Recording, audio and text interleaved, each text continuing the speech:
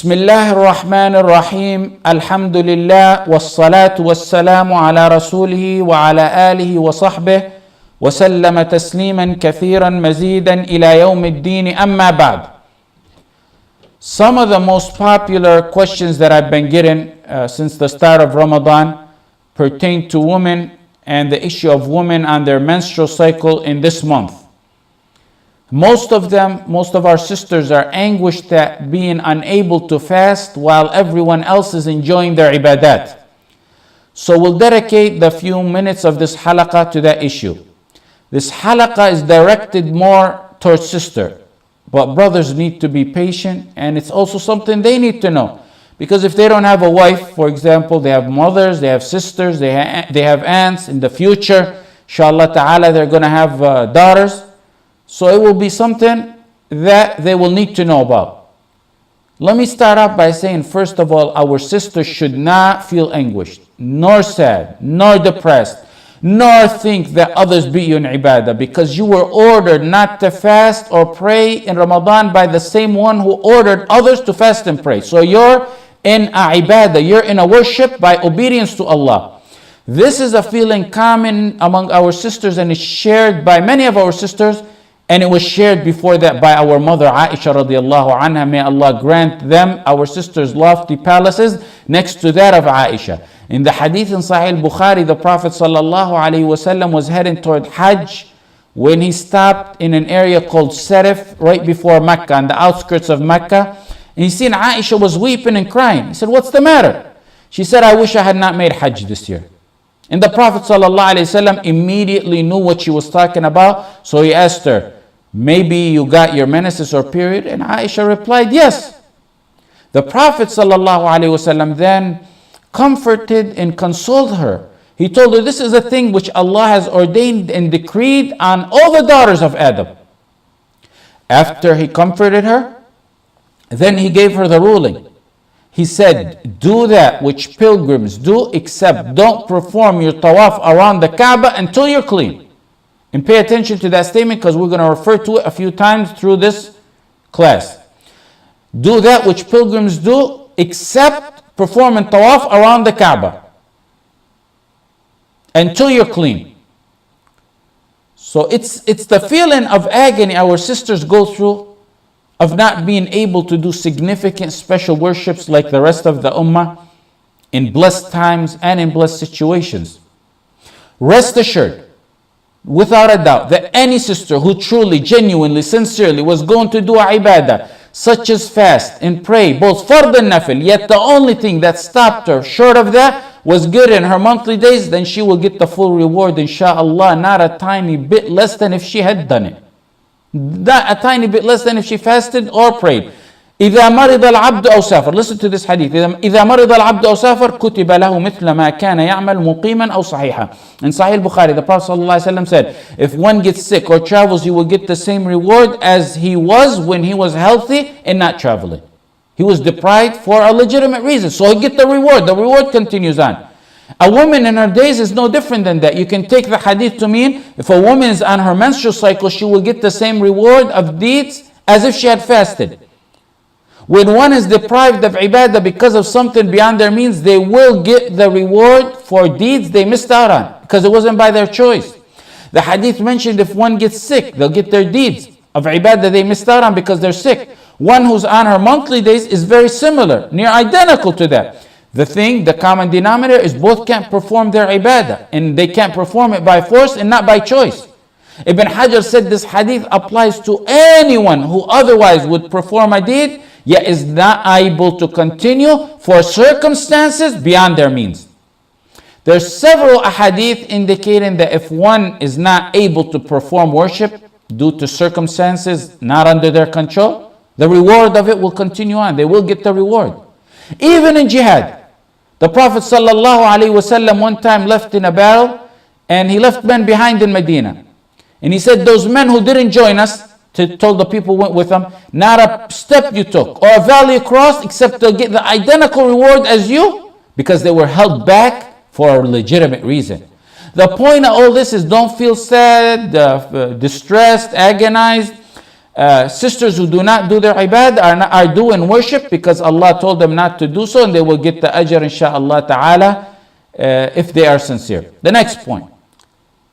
Can a sister, a common question that I got pertaining to this, can the sister take a pill to delay her menstrual cycle? The simple answer is yes. Why? Because matters like these fall under the general rule in Islam of being halal unless proven haram.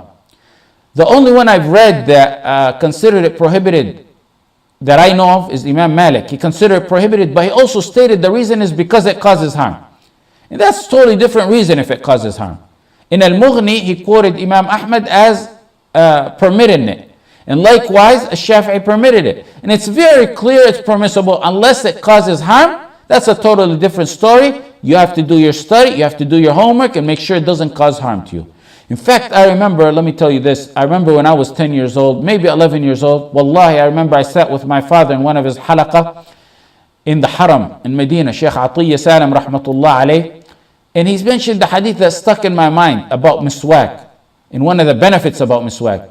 And I later read it in Musannaf Abdul Razzaq when Muammar said that Ibn Umar was asked, can a woman take medication to delay her menstrual cycle? And Ibn Umar said there's no problem.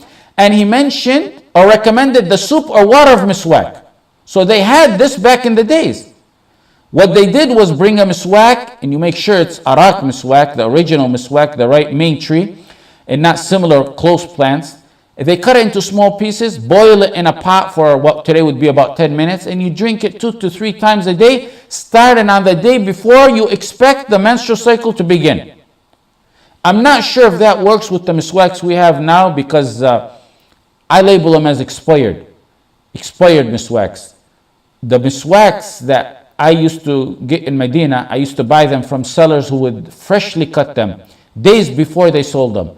And some types have a strong natural taste, a peppermint-like flavor sometimes that's so strong you couldn't even keep the miswak in your mouth for a few minutes.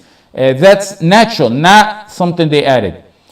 In another side issue, and I don't want to get distracted with it, but let me mention it. In the common mistakes during Ramadan article that was taken from our fiqh classes, I said, and I don't feel that toothpaste is even makruh. It's mubah actually, based on qiyas, analogy, because miswak is permissible throughout the day when you're fasting, even towards the late evening. It's permissible. And the miswak at times has a stronger taste than the toothpaste. So that was the rationale behind it. The miswaks we get here are outdated. Even if you buy them overseas, sometimes many of them are also outdated as well. Going back to our topic, I know that the soup of miswak was used in the old days as means for delaying the cycle. However, I'm not sure this day and age if these miswaks that come to us will have any effect because of how the timing since they were cut. They're old and they're, like I said, expired. It's worth a try, and if it works, let us know. We'll pass the word on. The next point, what can a woman do during these days? Well, she can do everything except fast, make salah, or make tawaf if she goes to Umrah. And she makes up her fast, but she doesn't make up her salah. She can do everything else. And what happens here is a problem. Some sisters think it's that time a month, they don't fast. So Ramadan's on pause, and they go sit in front of the TV and neglect these blessed days. That's the problem. You can't fast, yes. You can't pray, yes. But you're still in blessed days, and there's plenty of other ibadat to do. There's dhikr, that exert your energy in dua. You can recite the Quran, which will bring us to the next point. The next point is, can a woman recite Quran? And let me break it into two. Can she recite Quran, A? And B, can she touch the Quran? And both are disputed issues. Let's take number A. As to reciting the Quran from her memory without touching, there's a dispute on that, and the correct opinion is that which Ibn Taymiyyah states in his 22nd volume of the 21st volume of the Fatawa. And Imam Malik and Shawkani and others adopted the same opinion that it's permissible for a woman to read from her memory, or if she's not touching the Quran, because the origin is that matters on these are halal unless proven by a solid proof that they are haram, and there's no solid proof.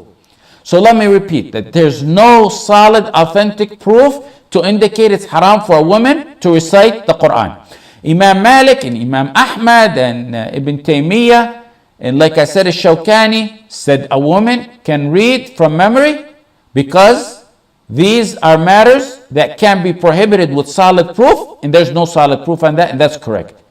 There's a saying attributed to the Prophet ﷺ that a woman on her menstrual cycle cannot read Quran, and that's in Ibn Majah and Tirmidhi, but the thing about it is it's weak, so weak that you can't even attribute it to the Prophet Muhammad ﷺ. Some used analogy to compare a woman to a man who's on his major impurity, who's junub. We have authentic, clear proof that hadith stating that the Prophet ﷺ did not recite while he was junub. But in order to compare a male who's on a major impurity to a woman on her menstrual cycle, it must be similar in order for qiyas to take place, analogy to take place. A man junub on his major impurities by choice, not by force. He can get his lazy self up and go take a shower. While a woman is not like that. She's forced to wait. So there's differences that invalidate the use of analogy in qiyas. Now, a woman getting her monthly days is a matter that happens to all women since the Prophet ﷺ time and even before that. And there was many Muslim women then. And the Prophet ﷺ had many wives, sallallahu alayhi wasallam wa radiyallahu anhun. And they taught us the utmost deep details of the life of the Prophet ﷺ and their lives. Do you think we wouldn't have had at least one authentic, solid hadith that it's haram if it was really haram? The next point. Can she read from the Quran? Can a sister read from the Quran, meaning by touching it now? This matter goes back to the rule issue of can one touch the Quran while he is impure? The great overwhelming majority of the ulama say that one must be pure. The minority say it's permissible for one to touch the Quran if they're impure. And among them is Ibn Abbas, al-Sha'bi, al-Dhahhak, al-Hakam ibn Utayba, and Hamad ibn Abi Sulaiman, and Dawood al-Zahiri, and al-Zahiriyya. However, we don't go by vote, we go by proof. It's not democracy here.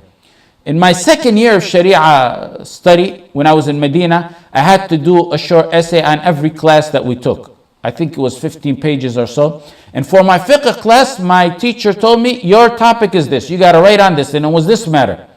And that was in the early 90s.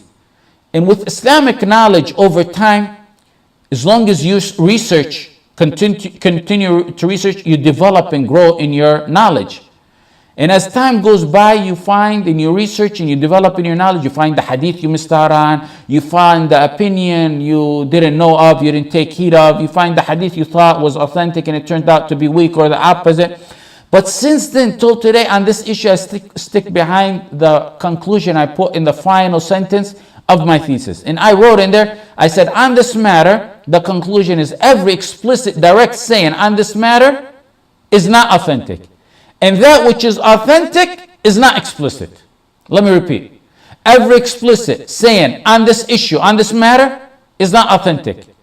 And that which is authentic is not explicit.